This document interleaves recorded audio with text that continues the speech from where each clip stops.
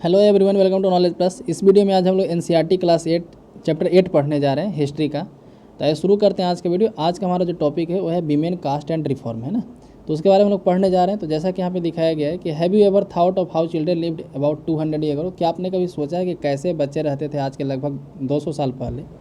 Now what is most girls from middle class family go to school. क्या करें कि आजकल मिडिल क्लास फैमिली में से अधिकांशतः जो बच्चियाँ हैं, गर्ल्स हैं, ठीक है, वो स्कूल जाती हैं, लड़कों के साथ पढ़ती हैं। And growing up many of them go to college and university. बड़े होने पर उनमें से अधिकांशतः जो है कई लोग जो है कॉलेज यूनिवर्सिटी भी जाती हैं। And take up jobs after that. उसके बाद कई लोग जॉब भी करती हैं। They have to be adult before they legally married. क्या करें कि मैरिड करने मतलब कि कानूनी रूप से शादी करने के पहले उनको थोड़ा सा एडल्ट बनना पड़ता है। And according to law they can marry anyone they like. और कानून के अनुसार जिससे वो चाहती हैं उससे वो शादी कर सकती हैं। फ्रॉम एनी कास्ट कम्युनिटी, किसी भी कास्ट से, किसी भी कम्युनिटी से। And widow can remarry too. और यहाँ तक कि विधवा लोग भी शादी कर सकती हैं। All women like all main can vote and stand for election. बाकी सारे आदमी की तरह मतलब मेन की तरह वीमेन भी जो है इलेक्शन में खड़ी हो सकती है, वोट कर सकती हैं। Of course this rights are not actually enjoyed by all. हालांकि ये राइट आज भी कई लोगों के द्वारा इंजॉय नहीं किया जाता। पुअर पीपल हैव लिटिल और नो एक्सेस टू एजुकेशन। गरीब लोगों के पास काफ़ी कम एक्सेस एजुकेशन का या फिर नहीं है। Women can not choose there husband. अधिकांशतः फैमिली वीमेन जो है अपने हस्बैंड को चूज नहीं कर सकती है। 200 year ago things were very different. क्या करें कि आज से 200 साल पहले जो स्थिति था और भी कई ज़्यादा डिफरेंट था। Most children were married early of an age. तो क्या करें कि कई मतलब कि चिल्ड्रन जो है वो अपने उम्र होने के पहले ही उनके शादी कर दिया जाता था, एक प्रॉपर उम्र होने के पहले ही। Both Hindu and Muslim man could marry more than one wife. Hindu और मुस्लिम दोनों में जो है एक से ज़्यादा शादियाँ होती थी। In some parts of the country widows are pressed if they choose to death by burning themselves on the funeral pyre of their husband. क्या करें, कंट्री के कई हिस्सों में वीमेन को प्रेज किया जाता था, मतलब उनका तारीफ किया जाता था यदि वो अपने हस्बैंड के डेथ के बाद उनके साथ में जलना चाहती थी तो। Women who died in this manner whether willingly और अदरवाइज कॉल्ड सती। क्या कह रहा है कि जो वीमेन इस तरीके से मरती थी उनको सती कहा जाता था। मीनिंग वर्चुअस वुमेन, जिस मतलब कि उसका यदि इंग्लिश ट्रांसलेशन किया जाए तो उसका जो है virtuous women. Women right to property were also restricted. क्या करें कि औरत के पास राइट टू प्रॉपर्टी भी नहीं था। Beside most women had virtually no access to education. क्या करें कि अधिकांशतः वीमेन के पास, ठीक है, कोई एजुकेशन का एक्सेस नहीं था। In many part of the country people believe that if A women educated she would become a window. कई कंट्री के कई हिस्सों में कहा जाता था कि यदि कोई औरत को पढ़ा दिया जाएगा, यानी कि किसी गर्ल को पढ़ा दिया जाएगा तो एक विडो बन जाएगी। जैसे एक पेंटिंग दिखाया जा रहा है कि कैसे किसी औरत को ज़बरदस्ती यहाँ पे आग में मतलब कि सती किया जा रहा है, ठीक है। आगे पढ़ते हैं हम लोग। तो difference between men and women are not the only in the society. In most region peoples were divided along the line of caste. क्या कह रहा है कि जो डिफरेंस था आदमी और औरत के बीच में, मेन और वीमेन के बीच में, सिर्फ सोसाइटी में ही नहीं था। मतलब सिर्फ यही डिफरेंस नहीं था सोसाइटी में, मेन और वीमेन का बीच का डिफरेंस ही नहीं था सोसाइटी में। In most region people were divided along the line of caste. अधिकांशतः रीजन में, अधिकांशतः क्षेत्र में लोग जो है कास्ट के आधार पर बांटे गए थे भी। Brahmin and Kshatriya consider themselves upper caste. Brahmin और क्षत्रिय को अपर कास्ट बोला जाता था। Other such as traders and money lender, जिसको वैश्य कहा जाता था, जो उनके बाद रखा जाता था हायरकी में। दे कैम पीजेंट्स एंड आर्टिसंस। उसके बाद जो है पीजेंट्स यानी कि पीजेंट्स आते थे, आर्टिसंस आते थे, जैसे बीवर्स हो गए, पॉटर्स हो गए, ये सब आते थे, जिसको शूद्र कहा जाता था। At the lowest rank were those who laboured for keep cities and village clean. और सबसे लास्ट में जो आते थे वो मतलब कि ऐसे लोग होते थे जो साफ़ सफाई का काम करते थे। और जो अपर कास्ट के लोगों को था उनके यहाँ काम करते थे कंसीडर और अपर कास्ट के लोग जो है उनको पॉलिटिंग मतलब कि गंदा पॉलिटिंग कंसीडर करते थे। That is loss of caste status. क्या करें कि जिसके कारण से कहा जा रहा है कि that is it could lead to the loss of caste status. The upper caste also treated many of this groups at the bottom is untouchable. क्या जो बॉटम ग्रुप में उसमें अपर कास्ट के कई लोग उनको अनटचेबल ट्रीट करते थे। They were not allowed to enter temples draw water from the wells. जो अपर कास्ट उनको जो है टेम्पल में जाने का अधिकार नहीं था, या फिर जो अपर कास्ट के लोग हैं उनके कुएं में जाने का अधिकार नहीं था, या फिर जो अपर कास्ट जिसमें नहाते हैं लोग वहाँ पे नहाने का अधिकार नहीं था। उनको इन्फीरियर ह्यूमन बीइंग के रूप में देखा जाता था। Over the 19th and 20th century many of these norms of perception slowly change. लेकिन 19वीं शताब्दी में एक जो परसेप्शन था काफ़ी चेंज हुआ। हम लोग उसके बारे में पढ़ते हैं, चेंज कैसे हुआ, कौन किसके द्वारा करवाया गया। Working toward change. तो from the early 19th century we find debates and discussion about social customs and practices taking in a new character. क्या कह रहा है कि अर्ली 19th सेंचुरी से ही हम लोग इस पर डिबेट देखते हैं या फिर डिस्कशन देखते हैं किस तरीके से सोशल कस्टम या फिर प्रैक्टिस चेंज हुआ नए तरीके में। One important reason for this was the development of new form of communication. इसका एक सबसे इंपॉर्टेंट रीजन क्या है कि नए फॉर्म ऑफ कम्युनिकेशन का डेवलपमेंट है ना। For the first time books, newspaper, magazines, leaflets and the pamphlet were printed. क्या करें कि पहली बार जो इंडिया में मतलब कि जब कॉलोनियल आया था जब कॉलोनियल सिस्टम था इंडिया में, अंग्रेजों का शासन था या फिर दूसरे कंट्री के लोग यहाँ पे शासन करते थे, तो बुक्स डेवलप हुआ, न्यूज़पेपर, मैगजीन, ये सब छपाया, प्रिंट किया गया। They were far cheaper and far more accessible than the manuscript that you have read in class 7। तो क्लास 7 में जैसे हम मैन्युस्क्रिप्ट के बारे में पढ़ते थे, तो इनका ये काफ़ी कॉस्टली होते थे, इसलिए बड़े लोगों के पास इनका एक्सेस होता था। लेकिन प्रिंटेड बुक जो उसके मुकाबले में काफ़ी सस्ते हो गए, जिसके कारण से ये जो है लोगों के पास एक्सेस हो गया इनका।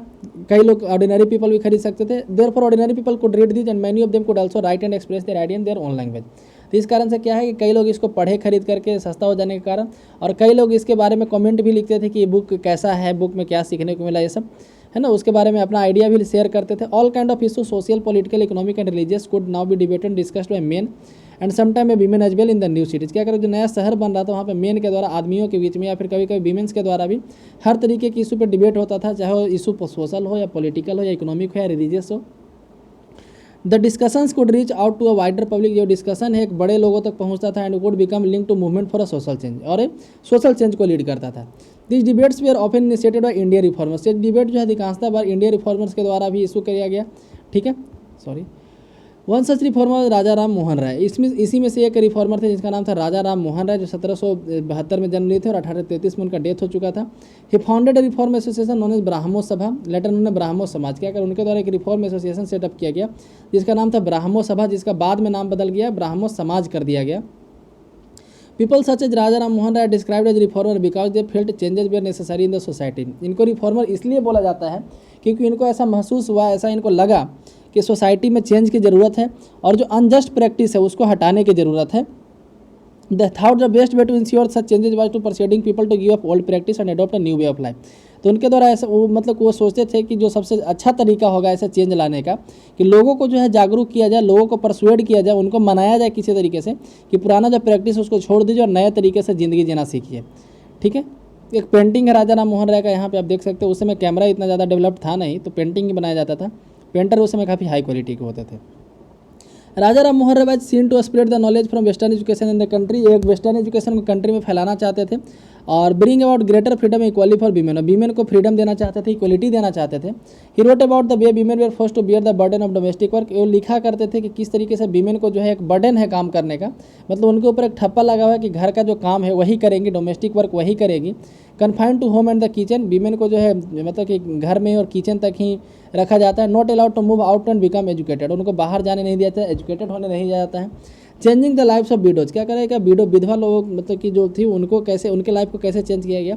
तो Raja Ram Mohan Roy particularly moved by the problems widow faced in the lives, क्या करेगा, राजा राम मोहन राय काफ़ी मतलब कि विडो के लाइफ के बारे में सोचा करते थे। He began a campaign against the practice of sati, sati के अगेंस्ट में एक कैंपेन इनके द्वारा स्टार्ट किया गया। राजा राम मोहन राय वेस्ट फर्स्ट इन संस्कृत, इस संस्कृत, पर्शियन और भी कई इंडियन और यूरोपियन लैंग्वेज जानते थे, काफ़ी ज़्यादा लिंग्विस्ट थे, इनको कई लैंग्वेज आता था। He try to show how through his writing the practice of widow burning had no sanction in the ancient text, क्या कह रहा है कि जैसे अपने राइटिंग के थ्रू लोगों को बताना चाहते थे कि जो एंशियंट टेक्स्ट है, जहाँ पे वेद है, वहाँ पे सती का कोई मेंशन नहीं है ना, जो एंशियंट टेक्स्ट है वहाँ पे सती का कोई मेंशन नहीं है। By the early 19th century, as you have read in the chapter 7, many British officers also began to criticise Indian tradition and custom. जैसे चैप्टर 7 में हम लोग पढ़े हैं कि कई ब्रिटिश ऑफिसर जो थे इंडियन ट्रेडिशन या इंडियन कस्टम को क्रिटिसाइज करते थे। They were therefore more than willing to listen Raja Ram Mohan Roy who was reputed to learn man, क्या कह रहा है, तो इसीलिए वो जो राजा राम मोहन राय को काफ़ी ज़्यादा सुना करते थे, और जो कि काफ़ी लर्नड मैन भी थे राजा राम मोहन। इन 1829 सती वाज बैन, 1829 में सती को बैन किया गया, ये याद रखिएगा, 1829 में सती को बैन किया गया। The strategy adopted by the Raja Mohan Roy the later reforms, जो राजा राम मोहन राय के द्वारा जो स्ट्रेटजी यहाँ पे अपनाया गया, जो रणनीति अपनाया गया, बाकी दूसरे रिफॉर्मर जो इनके बाद आए द्वारा भी वो रणनीति अपनाया गया। Whenever they wish to challenge a practice that seemed harmful, they try to find a verse or sentence in the ancient sacred text that supported their point of view। तो क्या करें, जब भी कोई हार्मफुल जो प्रैक्टिस था उसको यदि रोकना चाहते थे, यदि कोई दूसरे रिफॉर्मर हार्मफुल प्रैक्टिस को रोकना चाहते थे, तो वो भी अब यही काम करने लगे कि पुराने टेक्स्ट में, जो पुराने ग्रंथ हैं हिंदू धर्म के, वहाँ पे इसके सपोर्ट मतलब कि अपने सपोर्ट में दिखा ले कि देखो वहाँ पे वेद में या फिर कोई पुराना ग्रंथ है, वहाँ पे तो ऐसा कुछ मेंशन नहीं है, तुम लोग ऐसा क्यों करते हो। Then they suggested that the practice as it existed at present was against the tradition, मतलब और बाद में सजेस्ट करते थे कि जो आज ट्रेडिशन तुम लोग फॉलो कर रहा है वो उसके अगेंस्ट है, ठीक है। जैसे यहाँ पे एक पिक्चर दिखाया गया hook swinging festival. Hook swinging festival actually होता क्या था कि in this popular festival devotee underwent a peculiar form of suffering as part of ritual worship with hooks pierce through their skin, क्या करें, उनके स्किन में एक हुक लगाया जाता था, ठीक है, और they swung themselves on a wheel, अपने आप को एक चक्का पे इस तरह से एक व्हील पे अपने आप को टांग लेता था। In the early 19th century when European official began criticising Indian custom and rituals as barbaric, this was one of the ritual that came under attack. तो जब 19th सेंचुरी में इंडियन लोगों को क्रिटिसाइज किया जाता था अंग्रेजों के द्वारा, तो इस सिस्टम का भी क्रिटिसाइज किया जाता था, हुक स्विंगिंग फेस्टिवल का। ठीक है, आगे पढ़ते हैं। जैसे यहाँ पे उसका ही उसी का सोर्स दिया कि we first tie then down to the pile, जैसे सती के एडवोकेट के बारे में, मतलब कि कहा सती के फेवर में और सती के अगेंस्ट में क्या क्या बात है वही यहाँ पे दिया गया, जो हम लोग ऊपर पढ़े उसी के बारे में। कि राजा राम मोहन राय एक पैम्पलेट बांटे, मैनी पैम्पलेट पब्लिश किए टू स्प्रेड हिज आइडिया, अपने आइडिया को स्प्रेड करने के लिए। Some of this were written as a dialogue between the advocate and critic of traditional practice. तो इसमें मतलब कि पैम्पलेट में लिखा होता था कि एक बात सपोर्ट में लिखा रहता था और एक बात अगेंस्ट में लिखा रहता था। जो सपोर्ट में क्या लिखा रहता था कि women are by nature inferior understanding, क्या करें कि वीमेन जो है बाय नेचर मतलब प्राकृतिक रूप से इन्फेरियर है, उनका अंडरस्टैंडिंग जो है इन्फेरियर है, और मेन का जो है अंडरस्टैंडिंग सुपीरियर है। विदाउट रिजोल्यूशन अनवर्दी और trust, many of them on the death of their husband become desirous of accompanying them, but to remove every chance of their trying to escape from the blazing fire in burning they was tied to the pile. क्या कह रहा है कि अधिकांशता जो मतलब अपने husband के मरने के बाद उनमें से अधिकांशता जो है खुद से जो है मतलब कि पति के साथ मरना चाहती थी। ठीक है, many of them by desirous, अपनी इच्छा से है वो साथ देना चाहती थी, अकम्पनी करना चाहती थी। But to remove every chance of the trying to escape, लेकिन क्या कह रहा है कि फिर भी भागने के किसी चांस के कारण, हो सकता है कि अभी उनका मन हो कि हम जले पति के साथ, लेकिन बाद में हो सकता है कि जब आग उनके नज़दीक आए तो भाग जाएं। इसके कारण से क्या करता था, तो उनको पहले लिटाया जाता था, उसको बांध दिया जाता था। ठीक है, next opponent of Sati, when did you, कहा जा रहा है कि जो सती की विरोधी थे क्या करते थे, when did you ever afford them a fair opportunity of exhibiting in a natural capacity, how they can you accuse them of want of understanding. क्या कह रहा है कि when did you ever afford them a fair opportunity for exhibiting their natural capacity. क्या कह रहा है कि यदि तुम कह रहे हो कि वो अपने मन से जलना चाहती है, ठीक है, तो how can you accuse them for want of understanding if after instruction in knowledge and wisdom a person can not comprehend or retain what has been taught him, we may consider him as deficient, but if you don't educate women how can you see as inferior. क्या कह रहा है कि जैसे ऊपर में जो एक स्टेटमेंट था ना कि वीमेन जो है इन्फेरियर अंडरस्टैंडिंग की होती है, उसका जवाब में लिखा गया था कि यदि तुम उसको एजुकेट नहीं करोगे, उसको मौका नहीं दोगे बताने का, ठीक है, उसको कम्पीट करने का, कंपटीशन करने का उसको मौका नहीं दो, कैसे तुम किसी को इन्फेरियर और अपने आप को सुपीरियर बोल सकते हो, है ना। जब तक कोई कंपटीशन नहीं हो कैसे कोई इन्फेरियर कोई सुपीरियर बनेगा। For instance one of the most famous reformer Ishwar Chandra Vidyasagar, उसी तरह के एक ऐसे रिफॉर्मर थे जिनका नाम था Ishwar Chandra Vidyasagar. Use the ancient text to the suggest that widow could remarry, तो एक एंशियंट टेक्स्ट का यूज करते हुए बताएं कि विडो मतलब कि विधवा भी हो उनका भी विवाह हो सकता है। His suggestion was adopted the British officer, उनका जो सजेशन था ब्रिटिश ऑफिसर के द्वारा लिया गया।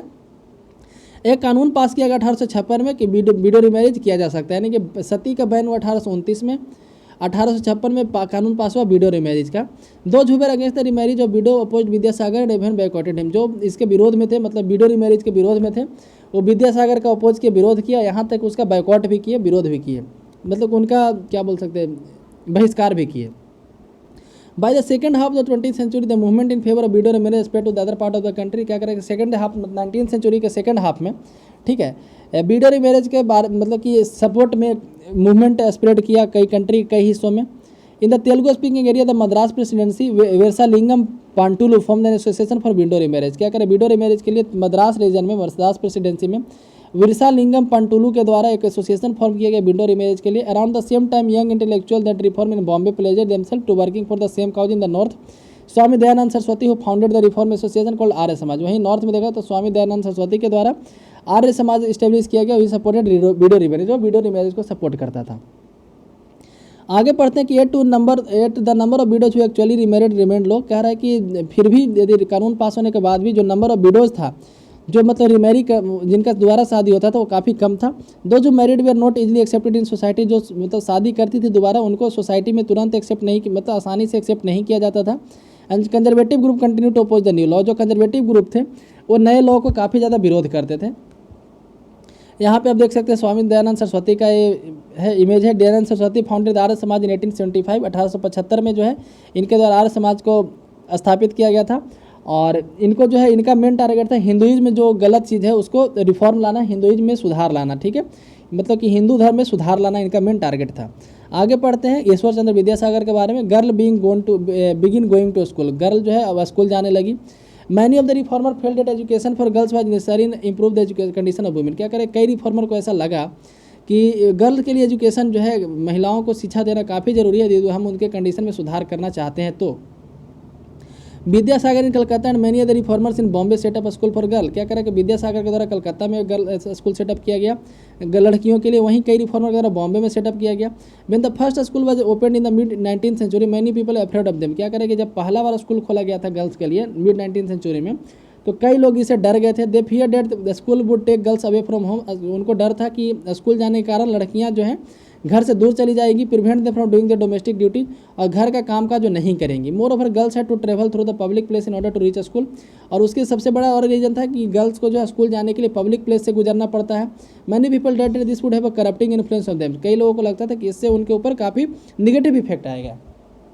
They felt that girls should stay away from the public places. तो क्या करें, उनको ऐसा लगता था कि गर्ल्स को जब पब्लिक स्पेस से दूर रहना चाहिए। Therefore throughout the 19th century most educated women were taught at home by liberal fathers और हस्बैंड। से क्या करें, यदि देखा जाए तो यही रीज़न था कि 19th सेंचुरी के कई मतलब कि पूरे लगभग 19th सेंचुरी में जो लोग अपने मतलब कि घर में महिलाओं को पढ़ाना चाहते भी थे तो घर में पढ़ाते थे, ठीक है, मतलब कि स्कूल में नहीं भेजा करते थे। समटाइम्स वुमेन टाउट देमसेल्फ, कभी कभी जो है वीमेन जो है खुद पढ़ लेती थी या फिर किसी दूसरे वीमेन के द्वारा पढ़ाई जाती थी। जैसे यहाँ पे एक रामा सुंदरी देवी के बारे में है कि do you remember what you read about Rama Sundari Devi in your book social and political life last year. पिछले साल एक रामा सुंदरी देवी के बारे में था सोशल एंड पॉलिटिकल लाइफ के बुक में, ठीक है, हिस्ट्री के बुक में नहीं था, 7th क्लास में। She was one of the those who secretly learn to read and write in the flickering light and candles at night. क्या करें कि वो जो है चुपके से मतलब सीक्रेटली किसी को बिना बताए हुए पढ़ना लिखना सीख गई। In the later part of the country school for girls were established by the Arya Samaj in Punjab and Jyotirao Phule in Maharashtra. तो ज्योतिराव फुले के द्वारा महाराष्ट्र में और दयानंद सरस्वती उन आर्य समाज के द्वारा, ठीक है, स्वामी दयानंद सरस्वती के द्वारा पंजाब के कई इलाके में आर्य समाज के द्वारा स्कूल इस्टेब्लिश किया गया। In aristocratic Muslim households in north India women learn to read the Quran in Arabic. जो एरिस्टोक्रेटिक मुस्लिम हाउस होल्ड थे नॉर्थ इंडिया में, उनके द्वारा उनके महिलाओं को अरेबिक सिखाया जाता था ताकि वो कुरान पढ़ सके। They were taught by women who came to home to reach. तो उनके द्वारा महिलाओं के द्वारा ही पढ़ाया जाता था जो घर में पढ़ाने आती थी। Some reformer such as Mumtaz Ali interpreted verses from Quran to argue women education. The first Urdu novels began to be written from the late 19th century. क्या करें कि उर्दू नॉवेल को लिखा जाने लगा 19th सेंचुरी के लास्ट में। Amongst other things, there were meant to encourage women to read about religion and domestic management in the language they could understand। तो इनमें मेनली टारगेट ये रहता था कि विमेन को इनकरेज करे, अपने रिलीजन के बारे में, धर्म की शिक्षा दिया जाए, और डोमेस्टिक मैनेजमेंट के बारे में जिस लैंग्वेज में वो समझती उस लैंग्वेज में, ठीक है। जैसे यहाँ पे एक फिगर दिया गया है कि स्टूडेंट ऑफ हिंदू महाविद्यालय 1875 1875 में हिंदू महिला विद्यालय के उस समय के जो गर्ल्स हैं यहाँ पे विमेन, उनका यहाँ पे एक इमेज है, देख सकते हैं आप कि when girls school were first set up in the 19th century, it was generally believed that curriculum of girls ought to be less taxing than for boys। The Hindu महाविद्यालय was one of the first institution provide for girls with the kind of learning that was usual for boys। क्या जब पहली बार girls के लिए school खोला गया था तो जो सिलेबस हुआ करता था गर्ल्स के लिए वो काफ़ी आसान हुआ, मतलब बॉयज़ के मुकाबले आसान हुआ करता था। लेकिन हिंदू महिला विद्यालय जो पहला ऐसा इंस्टीट्यूशन था जो गर्ल्स का सिलेबस बॉयज़ के सिलेबस के इक्वल रखा था, उसके जैसा रखा था, ठीक है। आगे पढ़ते वीमेन राइट अबाउट वीमेन। तो वीमेन जो है वीमेन के बारे में लिखना चालू की। From the early 20th century Muslim women like Begum of Bhopal played a notable role in the promoting education through women. जैसे 19th सेंचुरी का स्टार्ट हुआ मुस्लिम वीमेन, जैसे बंगाल की बेगम जो थी ये काफ़ी इंपॉर्टेंट रोल प्ले की इसमें वीमेन के बारे में एजुकेशन फैलाने में। They founded a primary school at Aligarh में उनके द्वारा एक प्राइमरी स्कूल खोला गया। Another remarkable women Begum Rukaiya Shekhawat Hussain started school for Muslim girl in Patna and Calcutta. तो बेगम रुकैया शेखावत हुसैन के द्वारा पटना और कलकत्ता में मुस्लिम गर्ल्स के लिए स्कूल स्टार्ट किया गया। She was a fearless critic of conservative idea. जो कंजर्वेटिव आइडिया होता है ना, उसके फियरलेस क्रिटिक थी, मतलब कि निडर होकर के उसका विरोध करती थी। Arguing that religious leader of every faith accorded an inferior place to women. और कहा करती थी कि हर एक फेथ मतलब हर एक धर्म के जो रिलीजियस लीडर है वीमेन के लिए एक इन्फीरियर प्लेस रखती हैं। By the 1880s Indian women began to enter university. 1880 आते आते इंडियन वीमेन जो यूनिवर्सिटी तक जाने लगी। Some of them train to be doctor, कुछ लोग उसमें से डॉक्टर बनी। सम बिकम टीचर, कुछ टीचर बनी। Many women began to write and publish their critical view on the place of women in society. कई लोग जो है ये लिखने लगी, किस विरोध करने लगी समाज में जो कुछ भी हो रहा था वीमेन को, उनके खिलाफ जो है, मतलब कि जो कंजर्वेटिव लोग थे उनके खिलाफ लिखने लगी। Tarabai Scindia women educated at home at Poona published a book स्त्री पुरुष तुलना, ठीक है। तो ताराबाई सिंधिया नाम की एक महिला थी जो घर में ही पढ़ाई की थी, एजुकेटेड होम एट पूना में, ठीक। उनके द्वारा बुक लिखा गया स्त्री पुरुष तुलना, यानी कि a comparison between men and women, criticising the social difference between men and women, ठीक है। Pandita Ramabai, a great scholar of Sanskrit, felt that Hinduism was oppressive toward women. Pandita Ramabai के द्वारा ऐसा महसूस किया गया, उनको ऐसा लगा कि हिंदुइज्म जो है, हिंदू धर्म जो है वीमेन के प्रति काफ़ी ऑप्रेसिव है। And wrote a book about the miserable lifes of upper caste Hindu women, और अपर कास्ट हिंदू वीमेन के साथ कैसा होता है, व्यवहार होता है, उसके बारे में वो लिखी। She founded a widow home at Poona to provide shelter to widows who had been treated badly by their husband. क्या कह रहा है कि उनके द्वारा एक विडो हाउस खोला गया, विडो होम खोला गया पूना में, जिसमें वो शेल्टर प्रोवाइड करती थी ऐसे विडोज के लिए who had been treated badly by their husband relative, जो हस्बैंड के रिलेटिव के द्वारा काफ़ी गलत तरीके से ट्रीट किया जाता था उनको, उनके लिए। हियर वुमेन भी are trained so that they could support themself economically, यहाँ पे विमेन को ट्रेन किया जाता ताकि वो जो है इकोनॉमिकली अपने आप को ट्रेन कर सके, सपोर्ट कर सके। नीडलेस टू से all this more than alarm the Orthodox. क्या कर रहा है कि ऐसा कहने की जरूरत तो है नहीं, है ना, ये सब जो कुछ भी हो रहा था इससे जो ऑर्थोडॉक्स लोग थे, ऑर्थोडॉक्स मतलब जो पुरानी सोच वाले लोग थे, उनको एक गलत अलार्म, मतलब उनके लिए एक अलार्मिंग सिचुएशन था। For instance many Hindu nationalist felt that Hindu women were adopting western ways and that this would corrupt Hindu culture and erode family values. क्या कर रहा है कि जैसे हिंदू नेशनलिस्ट को ऐसा लगता था कि हिंदू वीमेन जो वेस्टर्न कल्चर को अडॉप्ट करते जा रही है, जिसके कारण से हिंदू कल्चर करप्ट हो जाएगा और यहाँ का जो फैमिली वैल्यू है ये खत्म हो जाएगा। Orthodox Muslim were also worried about the impact of the changes, जो चेंज हो रहा था उसके कारण से ऑर्थोडॉक्स मुस्लिम भी काफ़ी चिंता में थे। As you can see by the end of 19th century women themselves were actively working for reform. तो जैसा कि आप देख सकते हैं कि 19th सेंचुरी के लास्ट आते आते वीमेन लोग जो अपने लिए जो है अपने लिए एक्टिवली वर्क कर रही थी। एक वीमेन जो है दूसरे वीमेन के लिए लड़ रही थी। दो wrote book and edit magazines, founded school and training centre. क्या करे, वो किताब लिखा करती थी, मैगजीन का एडिटिंग करती थी, फाउंड की, ट्रेनिंग सेंटर खोली and set up women association set up की। From the early 20th century they found political pressure group to push through laws for female suffrage and right to vote. क्या कह रहा है कि 20th सेंचुरी आते आते अर्ली 10th सेंचुरी में एक पॉलिटिकल प्रेशर ग्रुप बनाए जो मतलब कि एडल्ट फीमेल सफरेज के लिए, मतलब कि हर वीमेन को वोट देने का अधिकार हो, राइट ऑफ वोट के लिए लड़ी। And for better health care and education for women. Some of them joined various kind of nationalist and socialist movement from the 1920।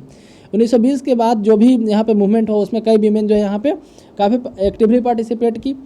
In the 20th century leader such Jawaharlal Nehru and Subhash Chandra Bose lend their support to demand of greater equality and freedom for women. क्या करें, 20th century में कई leader जैसे JL Nehru हो गए या फिर सुभाष चंद्र बोस हो गए, उनके द्वारा वीमेन के डिमांड के सपोर्ट में काफ़ी ज़्यादा या फिर उनकी इक्वलिटी के लिए आवाज़ उठाया गया। Nationalist leader promise that there would be full suffrage for all women man after independence. जो नेशनलिस्ट लीडर थे वो यहाँ पे वादा किए वीमेन से कि जब भी आज़ादी मिलेगा उसके बाद मेन और वीमेन को हर तरीक़ों के फुल सफरेज मिलेगा, मतलब कि वोट देने का राइट दोनों को मिलेगा। However till then they asked women to concentrate the anti British struggle. तब तक आप जो एंटी ब्रिटिश स्ट्रगल करते रहिए, ऐसा उनके द्वारा कहा गया। Next, law against child marriage. ठीक है, लॉ अगेंस्ट चाइल्ड मैरिज हम लोग पढ़ते हैं कि with the growth of women's organisation and writing on this issues the momentum for reform gained strength. क्या करें कि जब ऐसे इशू पे लिखा जाने लगा, ठीक है, तो और भी रिफॉर्म के लिए यहाँ पे मोमेंटम बढ़ा। People challenge another established custom, तो बाकी जो दूसरे कस्टम थे उसको पीपल के द्वारा चैलेंज किया गया, जैसे एक था child marriage. There were a number of Indian legislature in the central legislative assembly who fought to make up preventing child marriage. क्या करें कि बहुत सारे लेजिस्लेचर ऐसे थे, मतलब उस समय भी MLA टाइप के विधायक या सांसद की तरह हुआ करते थे, इलेक्शन से जाते थे वो लोग भी। तो सेंट्रल लेजिस्लेचर असेंबली में कई लेजिस्लेचर ऐसे थे, कई सांसद ऐसे थे बोल सकते हैं, जो एक प्रिवेंटिंग चाइल्ड मैरिज के लिए कानून चाहते थे। In 1929 the child marriage restrained act was pass. तो 1829 में सती बैन, है ना।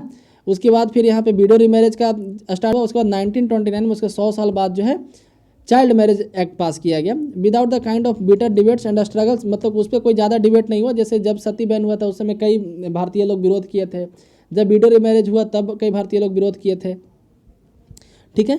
तो उसी तरीके से, लेकिन जब चाइल्ड मैरिज एक्ट पास हुआ तो उस समय कोई डिबेट ज़्यादा नहीं हुआ, कोई स्ट्रगल नहीं हुआ पहले की तरह। According to the act no man below the age of 18 and women below the age of 16 could marry. तो नियम के अनुसार महिलाओं की उम्र 16 साल और बच्चों की उम्र 18 साल का यहाँ पे रखा गया।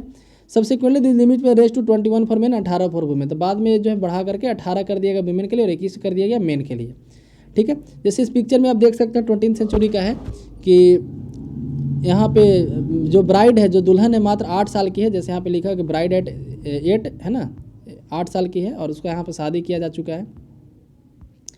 नेक्स्ट है कास्ट एंड सोशल रिफॉर्म, ठीक है, उसके बारे में पढ़ते हैं। तो some of the social reformers we have been discussing also criticise caste inequalities. कई सोशल रिफॉर्मर जिसके बारे में हम लोग अभी डिस्कस कर रहे थे वो कास्ट इनइक्वालिटीज के बारे में भी काफ़ी क्रिटिसिज्म करते थे। Raja Ram Mohan Roy translated and old Buddhist text that was critical of caste. उनके द्वारा एक ओल्ड बुद्धिस्ट टेक्स्ट को ट्रांसलेट किया गया जो कि क्रिटिकल था कास्ट का।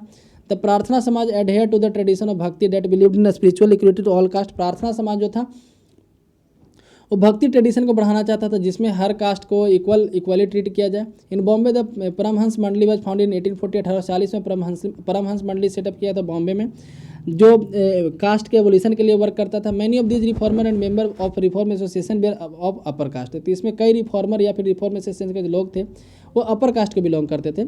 Often in secret meeting this reformer would violate caste taboo on the food and touch in an effort to get rid of hold of caste prejudice in their lives. क्या कह रहा है कि जो है अधिकांशतः जो है कास्ट टैबू को मिटाने के लिए अपने कास्ट का जो रूल था उसको वायलेट किया करते थे।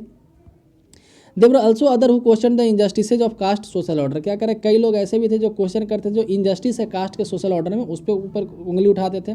During the course of the 19th century Christian missionary began setting up the school for tribal groups and lower caste children. क्या करें कि क्रिश्चियन मिशनरी जो है 19th सेंचुरी में लोअर कास्ट के लोगों के लिए, ट्राइबल ग्रुप के लिए मिशनरी स्कूल खोलने लगे। The children were thus equipped with some resources to make their way in the changing world.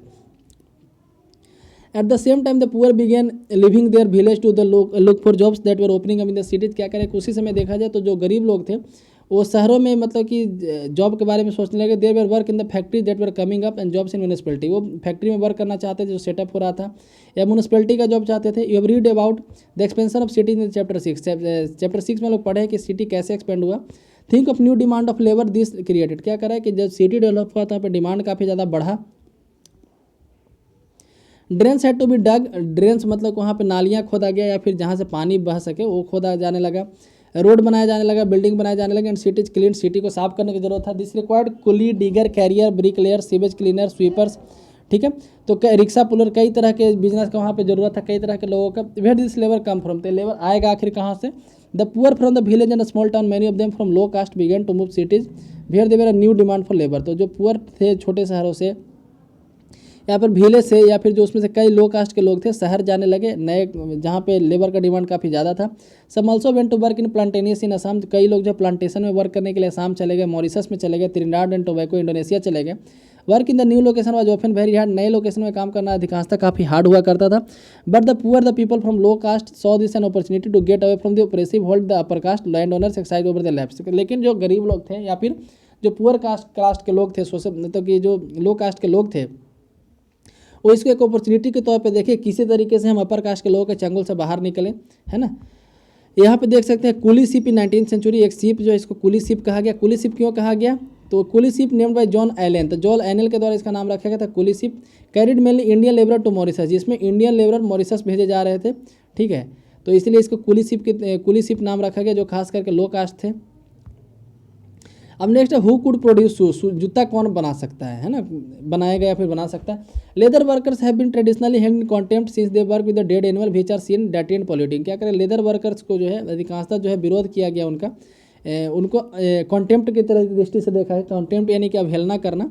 ठीक है, तो क्योंकि वो डेड एनिमल के साथ वर्क करते हैं जो कि काफ़ी डर्टी और पॉल्यूटिंग माना जाता है। During the first world war however there was a huge demand for shoes for the army. लेकिन फर्स्ट वर्ल्ड वार के समय आर्मी के लिए काफ़ी ज़्यादा शू का डिमांड था। Caste prejudice against leather work mean that only the traditional leather works and shoe makers were ready to supply army shoes so they could ask for high price and gain impressive profit. क्या करें कि जब first world वार में काफ़ी ज़्यादा demand हुआ army के shoes का, ठीक है, तो कास्ट के ऑर्डर के अनुसार जो सिर्फ लेदर वर्कर्स थे, जो उस कास्ट के जो लोग थे वही जूता बनाते थे, तो उनको काफ़ी ज़्यादा हाई प्राइस मिला, उसमें काफ़ी ज़्यादा प्रॉफिट गेन किए। ठीक है, आगे पढ़ते हैं। There were jobs to other, क्या करें दूसरे तरह का भी जॉब था। The army for instance opportunity, army में जॉब मिल रहा था। Number of Mahar people who were regarded untouchable found jobs in the Mahar regiment. तो उनके लिए एक महार रेजिमेंट बनाया गया। The father of B R Ambedkar the leader of Dalit movement taught and army school. तो जो बी आर अम्बेडकर हैं उनके पिताजी आर्मी स्कूल में पढ़ाया करते थे, वो भी इसी कास्ट से बिलोंग किया करते थे।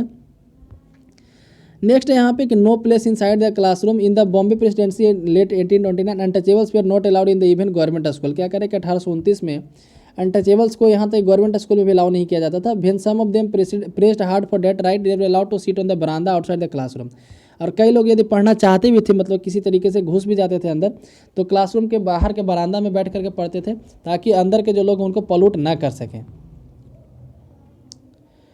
आगे बढ़ते हैं हम लोग। तो यहाँ पे demand for equality and justice, तब जो है जस्टिस के लिए डिमांड उठने लगा, इक्वलिटी के लिए डिमांड उठने लगा। Gradually by the second half of the 19th century people from within the non Brahmin caste began organising movement against caste discrimination and demanded social equality and justice. तो जो non Brahmin cast के लोग थे इसको मतलब कि इसका विरोध करने लगे और कास्ट डिस्क्रिमिनेशन के खिलाफ विरोध करने लगे और सोशल इक्वलिटी और जस्टिस का डिमांड करने लगे। The Satnami movement in central India is founded by Ghasidas who worked among the leather workers and organised the movement to improve their social status. जैसे क्या सतनामी मूवमेंट एक इस तरह का हुआ था सेंट्रल इंडिया में, जो घासीदास के द्वारा स्टार्ट किया गया था। ये जो है लेदर वर्कर्स के बीच में वर्क करते थे और एक मूवमेंट ऑर्गेनाइज किए थे उन अपने सोशल स्टेटस को इम्प्रूव करने के लिए। In eastern Bengal Haridas Thakur Matua sect work among the Chandala cultivators. Haridas question Brahmanical text, Haridas के द्वारा ब्राह्मणिकल टेस्ट को क्वेश्चन किया गया। That supported the caste system, मतलब कि जो कास्ट सिस्टम के सपोर्ट में था ऐसे टेक्स्ट को चैलेंज किया गया। In the present day Kerala Guru from Ezhava cast Shri Narayan Guru proclaim the idea of unity for his people. he argued against treating people unequally, मतलब कि वो जो है इसके विरोध में थे, पीपल को अनइक्वली ट्रीट करने के विरोध में थे, खास करके कास्ट डिफरेंस के आधार पे। According to him all human kind belong to the same caste, इनके अनुसार जितना भी आदमी है सब सेम कास्ट को बिलोंग करता है। One of his famous standard oru jathi oru मातम ओरू देवम, ठीक है, मनुष्यानु, उनके द्वारा कहा गया था कि one cast one religion one God for human kind, है ना। ओरू जाति यानी कि एक जात है, वन कास्ट, ओरू मातम यानी कि वन रिलीजन, एंड ओरू देवम मनुष्यानु यानी कि वन गॉड फॉर, एक देवता है पूरे आदमी के लिए, ठीक है। All the sect were founded by leaders who came from non ब्राह्मण, जितना भी सेक्ट यहाँ पे फाउंड किया था नॉन ब्राह्मण लीडर के द्वारा था। And worked amongst them they try to change their habits and practices which provoke the contempt on dominant caste. क्या करे को उस तरह के हैबिट को छोड़ना चाहते थे जो कास्ट के सपोर्ट में हो या फिर कास्ट, और ऐसे को प्रैक्टिस करना चाहते जो कास्ट को कंटेम्प्ट करता हो, विरोध करता। They try to create a sense of self esteem among the subordinate caste, जो नीचे जात के लोग थे उनके अंदर एक सेल्फ स्टीम की भावना जगाने के लिए लोग काम करते थे। गुलामगिरी एक बुक का नाम है, उसके बारे में लोग यहाँ पढ़ना, तो गुलामगिरी के बारे में पढ़ते हैं। तो most famous vocal among the low caste leader were the Jyotirao Phule. तो एक इंपॉर्टेंट लीडर यहाँ पे है जो काफ़ी ज़्यादा वाइड स्प्रेड, काफ़ी ज़्यादा जाने जाते थे, उनका नाम है ज्योतिराव फूले, जो 1827 में उनका जन्म हुआ। इसे study in school setup as Christian missionary के द्वारा एक स्कूल सेटअप किया गया था, वहाँ इन्होंने पढ़ाई की। On growing up he developed his own idea about the injustice of caste society. बड़े होने पे जो है इनका एक अपना आइडिया डेवलप किया कास्ट, जो इंजस्टिस हो रहा था कास्ट सोसाइटी में।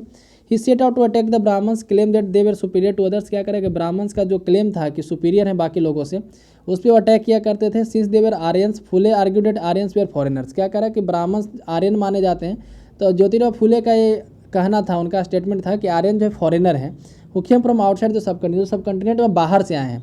हालांकि ये बात सही नहीं है कि आर्यन फॉरेनर है, आर्यन फॉरेनर नहीं है, आर्यन भी इसी कंट्री के निवासी हैं। हाँ, बाकी जो दूसरे लोग जो दूसरे कंट्री से आए हैं, जैसे कई लुटेरे आए थे यहाँ पे जो इंडिया में आकर के बस गए, यहाँ पे इलीगली शासन भी किए। हुक्यम फ्रॉम आउटसाइड सब country defeated and subjugate the true children of the country दो हैड लिव्ड फेयरफुल। जैसे इनके द्वारा कहा गया कि जो आर्यंस लोग थे बाहर से आए हैं और यहाँ पे आके डोमिनेट करने लगे हैं, और अपर क्लास के लोगों को आर्यंस इनके द्वारा कहा गया। As the Aryan establish their dominance they began looking at defeated population as inferior. और जब आर्यन यहाँ पे डोमिनेट करने लगे तो जहाँ पर डिफीटेड पॉपुलेशन था, जिसको हरा करके राजा बने थे, उसको इन्फीरियर ट्रीट करने लगे as low caste people. According to Phule the upper caste had no right to their land and no power. क्या करे कि फुले के अनुसार अपर कास्ट का जो है कोई अधिकार नहीं है ज़मीन पे और पावर पे। Relative the land belong to indigenous people. इनके द्वारा कहा गया कि जो लो कास्ट के लोग हैं उन्हीं का ज़मीन बिलोंग करता है, वही यहाँ के इंडिजिनियस लोग हैं, मतलब यहाँ के मेन लोग यही हैं। Phule claimed that before Aryan there existed a golden age when the warrior peasant till the land and the rule the Maratha countryside in just and fair ways. कहा गया कि इनके द्वारा कहा गया कि आर्यन के आने के पहले इंडिया काफ़ी एक गोल्डन एज में था, जहाँ पे जो पीजेंट थे और वॉरियर थे जो है ज़मीन को मतलब कि जोतते थे, यहाँ पे फसल उगाते थे मराठा में काफ़ी अच्छे तरीके से। Propose the Shudra and the ati Shudra untouchables should unite to challenge caste discrimination. उनका कहा गया, उनके द्वारा कहा गया कि जो शूद्र हैं और अति शूद्र हैं उनको यूनाइट होकर के कास्ट डिस्क्रिमिनेशन के प्रति बोलना चाहिए। The Satyashodhak Samaj an association Phule founded propagated caste inequality. एक सत्यशोधक समाज इनके द्वारा फाउंड किया गया था, एक एसोसिएशन था, ठीक है, जो कास्ट इक्वलिटी को प्रमोट करता था। In 1873 Phule wrote a book called named Gulamgiri. 1873 में फुले के द्वारा एक बुक लिखा गया जिसका नाम है गुलामगिरी, यानी जिसका मतलब होता है slavery. Some 10 years before this the American civil war had been fought. इसी के लगभग 10 साल पहले अमेरिकन सिविल वार वहाँ पे हुआ था, leading to end of slavery in America, जिसके कारण से अमेरिका में स्लेवरी खत्म हुआ। Phule dedicated his book to all those Americans who'd fought for free slaves. Phule जो है अपने बुक को डेडिकेट किए उन अमेरिकन लोगों के द्वारा, अमेरिकन लोगों को जो फ्री स्लेव के लिए फाउट मतलब लड़े। दस establishing a link between the condition of lower cast in India and the black slave in America. और इसके तहत एक लिंक एस्टेब्लिश करना चाहते थे कि जो इंडिया में लोअर कास्ट के लोग हैं और के साथ जो होता है, या फिर बताना चाहते हैं कि अमेरिका में ब्लैक लोगों के साथ जो होता है वही इंडिया में लोअर कास्ट के लोगों के साथ होता है। As these examples shows, Phule extended his criticism of the caste system to argue against all form of inequality. He was concerned about the plight of upper caste women, the miseries of the laborers and the humiliation of the low caste. This movement for caste system reform was continued in the 20th century. इनका जो movement था वो आगे भी जारी रहा है ना, जैसे बी आर अम्बेडकर के द्वारा इन वेस्टर्न इंडिया, ए भी रामास्वामी नायकर के द्वारा साउथ इंडिया में। नेक्स्ट है who could inter temple. Temple में एंट्री कौन कर सकता है?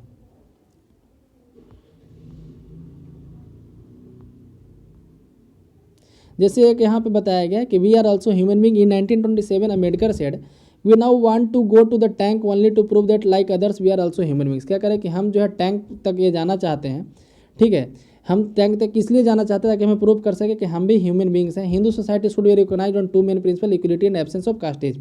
हिंदू सोसाइटी जो है उसके लिए दो प्रिंसिपल ये बता रहे थे कि एक था इक्वलिटी, दूसरा एब्सेंस ऑफ कास्टेज। और यहाँ पे एक टेम्पल का पिक्चर दिखाया गया, मदुरई के टेम्पल का एक पिक्चर बनाया गया है, पेंटिंग है बोल सकते हैं, ड्रॉ किया गया थॉमस डैनियल के द्वारा 1792 में। यहाँ पे दिखाया कि अनटचेबल के द्वारा यहाँ पे जाने से मना था। नेक्स्ट है who could inter temple. Temple में कौन एंट्री कर सकता है उसके बारे में हम लोग यहाँ पे पढ़ना है। Ambedkar born in Mahar family. Ambedkar Mahar family में जन्म लिए थे। As a child he experience the caste prejudice meet in everyday life. तो क्या करें कि बचपन में जो है इनके द्वारा काफ़ी जो है कास्ट प्रेजुडिस का सामना करना पड़ा एवरीडे लाइफ में। In school he was forced to sit outside the classroom. School में ग्राउंड पे इनको बैठने के लिए बोला जाता था क्लासरूम के बाहर। And was not allowed to drink water from taps the upper caste children used. After finishing school he get a fellowship to go to the US for the higher studies. क्या करा है कि उसके बाद एक scholarship पे इनको US जाने का मौका मिला आगे के स्टडीज़ के लिए। On his return to India 1919 में इंडिया में आए थे, रिटर्न हुए थे। He wrote extensively about the upper caste power in the contemporary society. In 1927 Ambedkar started a temple entry movement. 1927 में अम्बेडकर के द्वारा एक टेम्पल एंट्री मूवमेंट चालू किया, in which the Mahar caste follower participated, जिसमें महार कास्ट के फॉलोवर पार्टिसिपेट करते थे, मेनली पार्टिसिपेट किया। Brahmins priest were outraged when the Dalits were use water from temple tank. Ambedkar led 3 such movement. Ambedkar का 3 ऐसा मूवमेंट किया गया for temple entry between 1927 to 1935। 1927 से लेकर 35 तक अम्बेडकर के द्वारा 3 ऐसा मूवमेंट किया गया। His aim was to make everyone see the power of caste prejudice within society. उनका एक ही एम था कि जो हर किसी को जो है कास्ट में इक्वली, मतलब कि जो कास्ट का जो प्रेजुडिस जो हायरार्की है कि कौन सा कास्ट ऊपर है कौन सा कास्ट नीचे है, इसको बंद किया जाए। Next non Brahmin movement, anti Brahmin movement इसको बोल सकते हैं। In the early 20th century non Brahmin movement started. 20वीं शताब्दी के शुरुआत में ही नन ब्राह्मण मूवमेंट स्टार्ट हुआ। The initiative came from non Brahmin caste that was acquired access to education, wealth and influence. तो ये स्टार्ट हुआ नन ब्राह्मण कास्ट से, जिनके पास कुछ ज़्यादा इन्फ्लुएंस था, थोड़ा सा ज़्यादा एजुकेशन था। They argued that Brahmas were heirs of Aryan invaders from the north who had conquered southlands from the original inhabitants of the regular regions, indigenous Dravidian races. They also challenged Brahminical claim to power. इनके द्वारा भी वही कहा गया जो ज्योतिराव फुले के द्वारा कहा गया था कि आर्यन जो है इन्वेडर है, इंडिया में इनका घर द्वार नहीं था, ये लोग यहाँ पे इन्वेड कर लिए हैं और यहाँ के जो ओरिजिनल लोग हैं, इंडिजिनस लोग हैं, उनसे ज़मीन को छीन लिए हैं। ईवी रामास्वामी नायकर और पेरियार, इनको पेरियार के नाम से भी जाना था। As he was called came from a middle class family, middle class family से आते थे। Interestingly he had been ascetic in early life. क्या करें कि लाइफ के अर्ली फेज में एस्थेटिक थे बोल सकते हैं। And study Sanskrit scripture carefully, और संस्कृत का स्क्रिप्चर है उसको काफ़ी सावधानी से पढ़ें, केयरफुली पढ़ें। बाद में कांग्रेस के मेंबर बने। Only to leave he disgusted when he found that feast organise nationalist seating arrangement followed caste distinction that is the lower caste were made to sit at distance from the upper caste. क्या करा है कि बाद में कांग्रेस के member बने और उसको छोड़ दिए, ठीक है, छोड़ क्यों दिए? क्योंकि यहाँ पे एक जगह देखा कि एक फीस्ट था, एक पार्टी था, और मतलब फीस्ट बोल सकते हैं, एक जलसा ऑर्गेनाइज था जहाँ पे जो लोअर कास्ट के लोगों के लिए अलग बैठने की व्यवस्था किया गया था। कन्विंस्ड दैट अनटचेबल है to fight for their indignity, Periyar founded the self respect movement. तो पेरियार के द्वारा सेल्फ रिस्पेक्ट मूवमेंट स्टार्ट किया गया। He argued that untouchables were the true upholder of original Tamil and Dravidian culture. उनके द्वारा कहा गया जो अनटचेबल माने जा रहे हैं वही ओरिजिनल तमिल और द्रविडियन कल्चर के अपहोल्डर हैं और ब्राह्मण को जो है सब्जुगेट कर चुके हैं। He felt that all religious authorities of social division and equality at god given. Untouchables है टू फ्री देमसेल्व्स। इनके द्वारा कहा कि अनटचेबल्स को अपने आप में मतलब फ्री कराना पड़ेगा। Periyar was outspoken critics of Hindu scriptures, especially the codes of Manu, the ancient lawgivers and the Bhagavad Gita and Ramayana। तो ये सब के विरोधी माने जाते थे। He said that this text have used to establish the authority of Brahmins। क्या करे कि इनके द्वारा कहा गया कि ऐसा जो टेक्स्ट है इसका यूज किया गया है यहाँ पे ब्राह्मण्स की ऑथोरिटी को एस्टेब्लिश करने के लिए ओवर लो कास्ट है ना, जो लो कास्ट के लोग हैं उनके ऊपर अपना ऑथोरिटी जमाने के लिए ये टेक्स्ट का यूज किया जाता है। आगे कि these assertion D don't go unchallenged. क्या करें कि जो असर्शन जिनका इनको अनचैलेंज नहीं मानना चाहिए। The forceful speeches writing and movements of lower caste leader didn't lead to rethinking of some self criticism and upper caste leader, but orthodox Hindu society also reacted the founding of Sanatan Dharma सभा।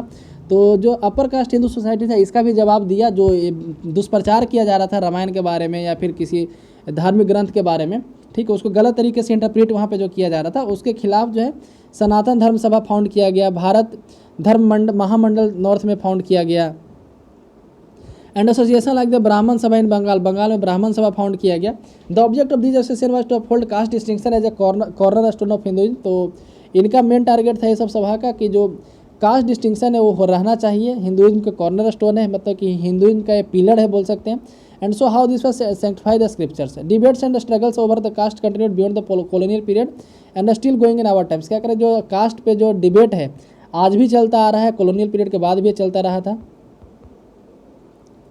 आगे यहाँ पे है organising for reform. तो जैसे कुछ समाज के बारे में यहाँ पढ़ना है, तो ब्राह्मो समाज के बारे में सबसे पहले पढ़ना है। द ब्राह्मो समाज जो जिसका फाउंडेशन 1830 में हुआ था। Prohibited all form idolatry and sacrifice. इसके द्वारा जो हर तरीके से आइडोलेट्री को विरोध किया, आइडोलेट्री यानी मूर्ति पूजा का विरोध किया गया। सेक्रीफाइस यानी जो यहाँ पे सेक्रीफाइस दिया जाता था, बलि दिया जाता था, उसका विरोध किया गया। उपनिषद में बिलीव किया गया। And forbade it member from criticising other religious practice. और कहा गया कि अपने मेंबर को, ब्राह्मण समाज के मेंबर को, अपने मेंबर को कहा करते थे कि जो दूसरे धर्म का मतलब कि क्रिटिसाइज मत करो। Critically ड्रीव upon the idea of religions specially of Hinduism and Christianity, look at the negative and positive dimension. आगे डेरोजियन यंग बंगाल। तो यंग बंगाल का स्थापना किया था डेरोजियो के द्वारा, आप यहाँ पे देख सकते हैं।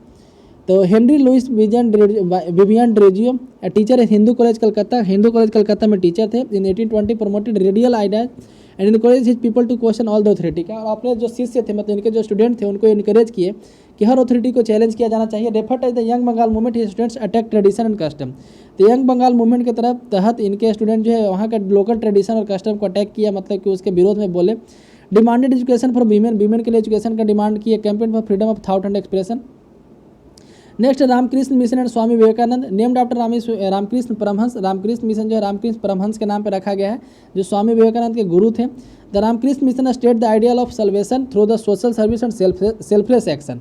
तो इनके द्वारा कहा गया कि सेल्वेशन तभी प्राप्त हो सकता है, मतलब मोक्ष तभी प्राप्त हो सकता है जब आदमी सोशल सर्विस करे, सेल्फलेस एक्शन करे, मतलब कि स्वार्थ को त्याग करके काम करे।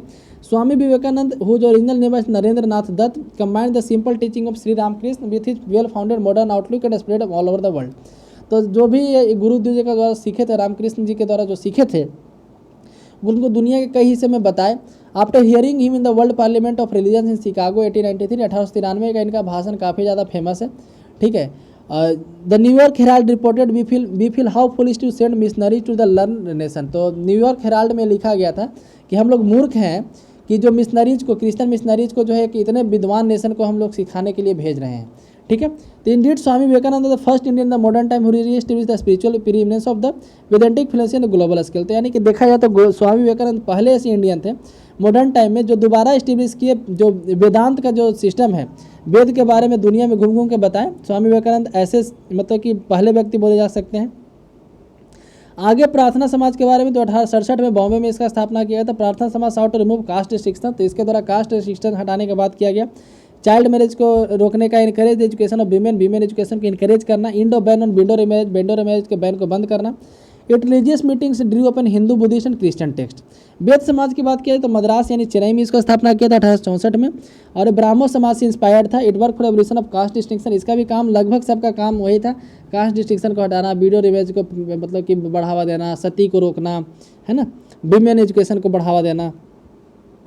अलीगढ़ मूवमेंट, तो the Mohammedan Anglo Oriental college founded sir Syed Ahmed Khan 1875 Aligarh में 1875 में सर सैयद अहमद खान के द्वारा एंग्लो ओरिएंटल कॉलेज फाउंड किया गया था अलीगढ़ में, जिसको अलीगढ़ मुस्लिम यूनिवर्सिटी बाद में बनाया गया। The institution offered modern education including western science, तो इसमें जो है उसे मॉडर्न एजुकेशन के लिए बनाया गया था, खास करके साइंस पढ़ाने के लिए। तो Muslim the Aligarh movement it known had enormous impact in the area of educational reform. आगे पढ़ते हैं सिंह सभा मूवमेंट, एक इसके सिख लोग के बीच में हुआ था। यहाँ पे आप खालसा कॉलेज को देख सकते हैं जो 1892 में इस्टेब्लिश किया गया था, ठीक है, सिख सभा मूवमेंट के कारण। तो reform organisation of the Sikhs at the first Singh Sabha were organise Amritsar 1823 and Lahore in 1829।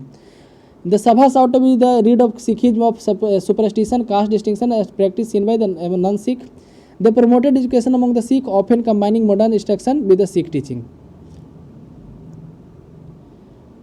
आगे पढ़ते हैं अजियल्स बिहार में। तो ब्लैक स्लेव के बारे में है, वाइट प्लांटर्स। तो जो वाइट प्लांटर्स थे, तो जैसे जो खेत प्लांटर्स उन लोगों को बोलते हैं जो बिजनेस करते थे या फिर जो फैक्ट्री वगैरह चलाते थे, उनके द्वारा ब्लैक स्लेव्स को किस तरीके से यूज किया जाता था, तो उसी के बारे में यहाँ पे कि इंडिया से या फिर अफ्रीका से ले जाया जाता था, ठीक है, और अफ्रीका से अमेरिका ले जाया जाता था, फिर इंडिया से जो है साउथ अमेरिका वाले रीजन में ले जाया जाता था, और वहाँ पे उनसे स्लेवरी करवाया जाता था, उनको खरीदा बेचा जाता था जानवर की तरह। वहीं यहाँ पे पढ़ना है। तो आपके लिए होमवर्क यहाँ पे है कि ट्रू फॉल्स आपको है ना, ट्रू फॉल्स आपके लिए होमवर्क में कि ट्रू फॉल्स आपको करके दिखाना है कमेंट सेक्शन में, इसका जवाब जरूर दे। 4 ट्रू फॉल्स यहाँ पे है, चारों का जवाब जरूर दे। इसी के साथ ये वीडियो समाप्त होता है। यदि वीडियो पसंद है तो लाइक करें, चैनल को सब्सक्राइब करें। धन्यवाद।